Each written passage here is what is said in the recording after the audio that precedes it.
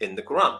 There is one reference to the people of the Injil, but since the Quran is also promoting belief in the Injil, you couldn't say that the people of Injil refers to a different group from the believers. But we do need to find a word for the Christians, and Nasra just doesn't fit when you look at the Quranic context. Sure, when you look at Islamism and the Abbasid narrative, yes, that's the word for Christian, Nasra. But from the Quranic point of view, it just doesn't fit. Nasra does not fit with Christians. So we've got this word Sabian. And when we look into the research done by Alberto Frattini and Carl Prato, it becomes very clear, I mean, exceptionally clear, that even in the time when the first translations of the Quran were made into Latin, that the word Sabian, the first Latin translation of the Quran, Sabians, was Christian.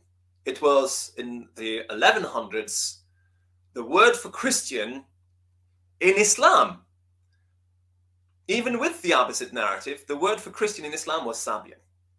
But this research also makes clear that those Christians at that time were actually Noahites. So there is a distinction. So you will say, well, what's the difference then between the Messianic Noahites for whom the Quran was translated and the Sabians? And the difference is very simply this. The Sabians would be the ones who did not accept the authority of the Jews as the guides. Look, alazina amanu, alazina hadu. Okay, so this is those who are under the guidance of the Jews, under the guidance of the Pharisees.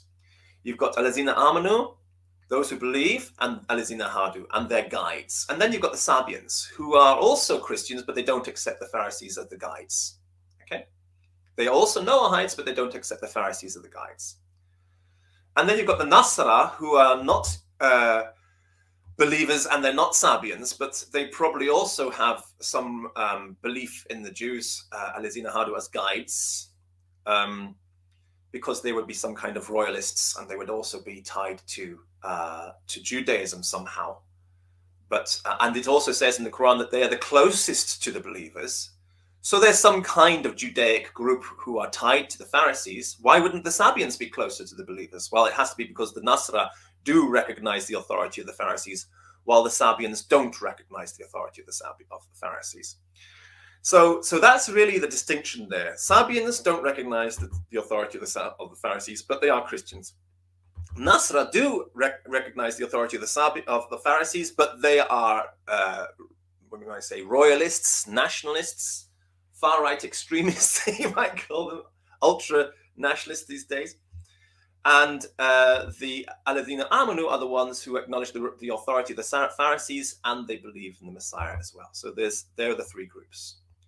So Sabian, from the Quranic point of view at least, is definitely a reference to Christian Noahites, but who have their own hierarchical structure. Most likely, the Oriental Orthodox Church, which distinguishes them from the Diophysites, who are the Byzantine Christians and the Nestorians, for example.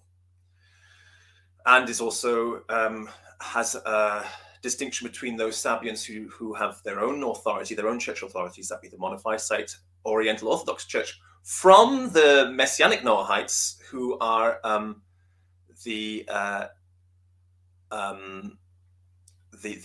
what we call the believers in the Quran. And the word Nasra just doesn't mean Christian at all. Simply doesn't mean Christian at all. It could refer to the Notzrim, because some of the Notzrim, they followed the descendants of the royal family. They believed that Mary Magdalene's son, Jesus, also called Jesus the Nazarene, or Jesus, he was actually called Nazarene Jesus.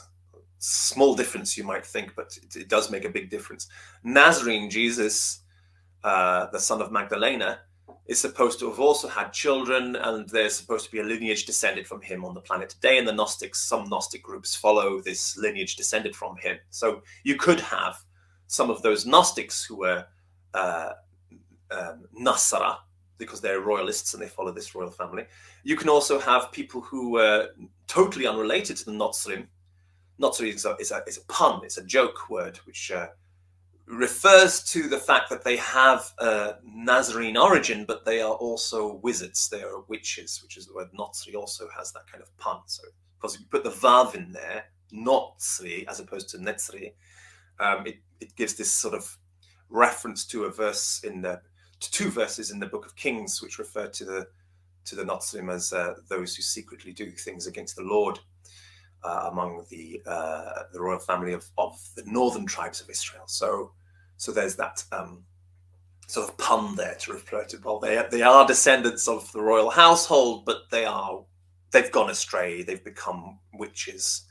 So that's another pun. So the point is that Nasra can refer to any kind of royalist who is building a cult up around the royal family. And certain Hasidic groups do this too, where they have really elevated their Rebbe, who is of a dynastic line from David, and the sons of the Rebbe as the royal lineage, and the rest of the Hasidim sort of, hang on every single word of their Rebbe because he's the king.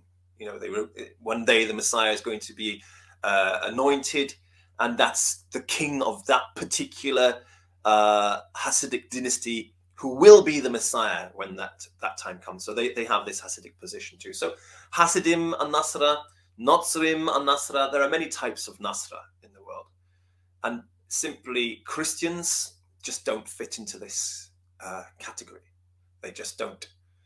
They don't have that sort of royalist attitude that only the anointed king is the Son of God. You could argue, well, don't they? Because they regard Jesus of Nazareth as the only one.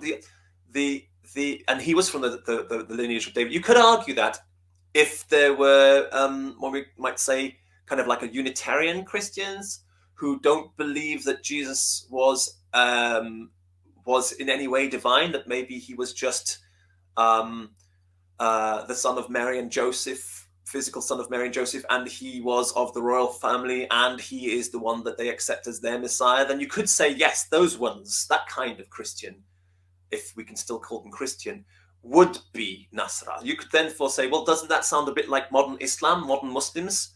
And absolutely, you could say, yes, modern Muslims do genuinely fit into the category of Nasra, but not regular Christians as we understand them.